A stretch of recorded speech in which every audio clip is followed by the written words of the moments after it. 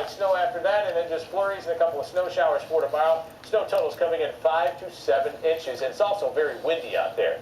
Heavy evening snow, then temperatures do cool off a little bit, down to 28 degrees. It's very slippery out there. The worst times will be in the early evening hours. Crews are doing a good job so far. Be careful shoveling this tomorrow, 28, 32 degrees at noon, snow showers, and go enjoy yourself. Play in the snow. We won't have too many more opportunities as we head throughout this, what was a whippy winter.